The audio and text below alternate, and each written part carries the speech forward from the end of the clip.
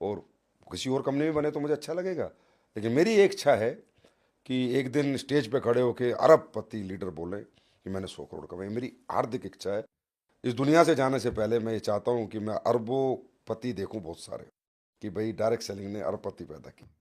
मेरी इच्छा है। सर मैं आपसे पूछना चाहूँगा, एचलीपीएस वेलनेस का फॉरेन कंट्रीज में लॉन्च होने का कोई प्लान है?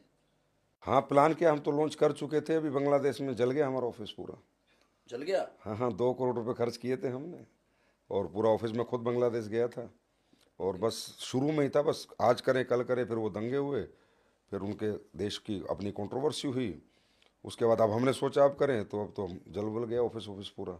लेकिन हाँ, अभी तो बहुत सी कंट्री हैं जहाँ हम सोच रहे हैं, लेकिन फोकस अभी हमारा इंडिया में ज़्यादा हो गया है कि हम चाहते हैं कि अभी जो हमने कहा है कि रीवैम्पिंग 2.0, तो उसमें बहुत सारे काम है। लेकिन फॉरेन कंट्री, मेरी देखो इच्छा यही है कि हिंदुस्तान वर्ल्ड के हर कोने में इन प्रोडक्ट को लेके जाए। हमारी कंपनी भी, और भी कंपनियां, और भी कंपनियों की मैं बात कर रहा हूँ, क्योंकि जैसे गोरे हमारे यहाँ लेके आए ना, हमें भी गोरों के पास कुछ लेके जाना है। पाल मालूम है उन्होंने एंट्री बैरियर कितने खतरनाक बना रखे हैं। हर्बल प्रोडक्ट की तो एंट्री नहीं है विदेशों में, उसको सप्लीमेंट के नाम से ले जाना पड़ता है। हाँ जी, न्यूट्रा सप्लीमेंट। यहाँ तो आप आयुर्वेदिक प्रोडक्ट बोल रहे हो, वहाँ पर आयुर्वेदिक कुछ जानते नहीं है। हर्बल भी नहीं चाहिए, सप्लीमेंट्स चाहिए। सप्लीमेंट में कन्वर्ट करो तब एंट्री बैरियर टूटता है उनका। यूएस एफडीए का आपके पास लाइसेंस होना चाहिए पर प्रोडक्ट का, उन पे खरा उतरना चाहिए। तो वो सारे काम एसलीपीएस वेलनेस कर रही है। लेके जरूर जाएंगे, लेकिन मैं तो कहता हूँ सबको लेके जाना चाहिए, क्योंकि यही हमारे पास एक ऐसी प्राकृतिक संपदा है, हमारे हर्बल प्रोडक्ट्स, जिसको पूरा वर्ल्ड एक दिन एक्सेप्ट करेगा। सर आपने कोरोना में देखा था, लोग काढ़ा पी के बच गए थे, हर्बल काढ़ा पी के, और विदेशों में लोग एक लाइन से गए थे। बिल्कुल बिल्कुल। ये जो हमारी प्राकृतिक संपदा, ये जो आयुर्वेद है, ये हर्बल प्रोडक्ट्स है, ये अगर वर्ल्ड के कोने कोने में जाएंगे ना, तो एक दिन देश, मैं फिर बोल रहा हूँ, सोने की चिड़िया बनेगा। भारत की योगा गया, पूरी दुनिया योगा करने लग गई। कर रही है, बिल्कुल कर रही है। गया, योगा कर रही है पूरी दुनिया। भारत ने आयुर्वेद बताया, हर्बल बताया, लोग हर्बल भी यूज करने लग गए। कर रहे हैं। अगर आप आज देखो तो यूएस से प्रोडक्ट मंगाओ, एलोवेरा 1200 1300 1400 रुपए का आएगा, मंगाओ। आप कभी भी विदेश जाते हो, मेडिकल स्टोरों पे चले जाओ और सप्लीमेंट्स उठा लो, तो अश्वगंधा की जो डिब्बी है 1800 रुपए की मिलेगी, 60 कैप्सूल। 1200 रुपए की मिलेगी आपकी ब्राह्मी की डिब्बी, लिखा है उन पे साफ साफ।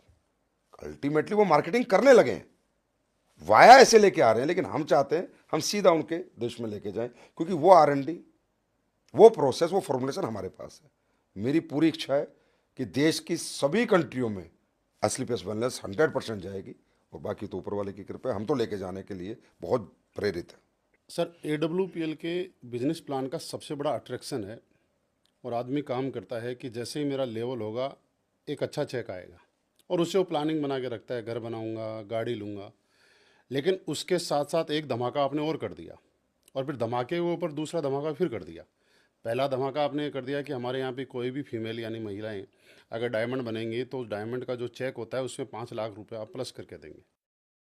थोड़े दिन पहले देहरादून विजय रथ था, उस टाइम आपके दिमाग में क्या विचार आया होगा ऐसा एकदम से ही? वो तो मुझे लगता है कोई प्लानिंग नहीं होगी, वो तो अचानक कोई विचार आया होगा कि जो भी फीमेल हमारे यहाँ डायमंड एंड अबव किसी भी रैंक पे जाएंगी, उनको हर रैंक पे 10% एक्स्ट्रा पैसा दिया जाएगा।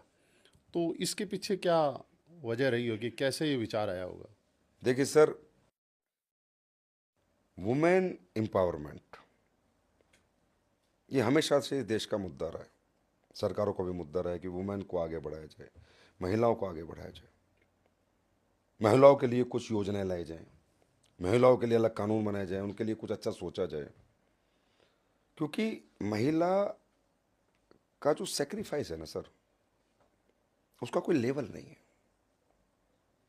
एक माँ का सेक्रीफाइस जो होता है ना अपने बेटे के बच्चों के लिए, उसका कोई लेवल नहीं है। उस पर आप ना उसको तोल नहीं सकते, उसको माप नहीं सकते, कोई पैमाना नहीं बना इस दुनिया में। वो उठेंगे, अपना खाना वाना या तो माँ ने बना दिया, पत्नी ने बनाया, खाए और निकल गए। उसको देखो ना, बना के खिला के फिर निकल रही है। उसके एफर्ट, उसके सेक्रीफाइस एक पुरुष से बहुत ज्यादा है। एक पत्नी, एक माँ सारे घर के काम कर रही है, झाड़ू चौका बर्तन कपड़े सब कर रही है, फिर जाके डायरेक्ट सेलिंग कर रही है। Sir it's not easy job for women, उसके लिए बहुत सेक्रीफाइस है। हमारे लिए कोई सेक्रीफाइस नहीं, तब हम नहीं कर पाते। और उनके लिए इतने सेक्रीफाइस हैं, तब वो यहाँ के डायमंड बन जाएंगे, ब्लू डायमंड बन जाएंगे। मुझे लगता है तो हर कंपनी को सोचना चाहिए, और इसमें मैं कहूँगा कॉपी करो, करना चाहिए। महिलाओं के उत्थान के लिए, वुमेन एम्पावरमेंट के लिए हमारे को ये करना चाहिए, सब कंपनियों को करना चाहिए। बस मेरे दिमाग में इतना आया था कि उनकी महानता है कि वो आज डायरेक्ट सेलिंग कर रही है, इतनी मुसीबतों से लड़के, इतनी मुश्किलों से लड़के। बस इसलिए ये जो भी हुआ है इसलिए हुआ है कि I respect womens. Great. Sir, जैसा कि मैं जानता हूँ आप देश को सर्वोपरि रखते हैं। आपका ये बोलना है कि पहले देश है उसके बाद सब है। तो मैं आपसे ये पूछना चाहूँगा कि आगे आने वाले दिनों में देश के इकोनॉमी में डायरेक्ट सेलिंग या AWPL का क्या योगदान रहेगा? देखो, AWPL का योगदान तो रहेगा ही रहेगा, लेकिन सबसे बड़ा योगदान डायरेक्ट सेलिंग का रहेगा, क्योंकि जितनी डायरेक्ट सेलिंग की इथिकल कंपनियां बाजार में आएंगी या आ चुकी हैं या कर रही हैं और अच्छा काम करेंगी, हम 2 लाख करोड़ का 3 लाख करोड़ का अगर धंधा करते हैं। मैं आपको एक एग्जाम्पल से बताता हूँ। आयुर्वेदिक प्रोडक्ट पे 12% GST है, न्यूट्रा पे 18% है, और स्किन पे तो 28% तक भी GST है। मैं मिनिमम मानता हूँ 15% GST। अगर ये इंडस्ट्री आज 24,000 करोड़ पे आ जाते हैं, धंधा कर रही है, तो 15 दूनी 30, 15 चौक 60, 3600 करोड़ का तो GST जमा करा रही है। TDS की बात करें, यहां पर 100% वाइट इनकम आपको आती है, 100% बिलिंग पे काम होता है, कैश का कोई काम नहीं है, कैशलेस। अगर कैशलेस कोई बिजनेस है तो 100% इकोनॉमी को सपोर्ट कर रहा है। हमारा बिजनेस पूरा कैशलेस है, हर चीज हमारी बिल के साथ आती है।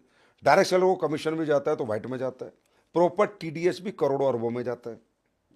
अगर ये इंडस्ट्री 3 लाख करोड़ की हो गई और 15% की मैं बात करूं तो 30,000 करोड़ का भारत की आर्थिक योगदान करेगी, भारत की इकोनॉमी में। तो ये इंडस्ट्री जितनी ग्रोथ करेगी, और सर देखो डायरेक्टली इनडायरेक्टली इस इंडस्ट्री से कितने लोग जुड़े हुए हैं, आप ये सोचो ना। कोरियर वाला, बिल्कुल, किसान जो जड़ी बूटी पैदा कर रहा है, बिल्कुल, मंडी वाला जो जड़ी बूटी खरीद रहा है, ट्रांसपोर्ट वाला जो जड़ी बूटी लेके आ रहा है, जी, प्रोसेस करने वाला जो प्रोसेस कर रहा है, फैक्ट्री में बनाने वाले सारे लेबर, सारे मजदूर, सारे supervisor, manager, quality control, quality insurance, R&D, सब लोगों को डायरेक्टली इनडायरेक्टली पैसा जा रहा है। फिर वो प्रोडक्ट बनता है, पैकिंग, जो पैकिंग कर रही है कंपनियां,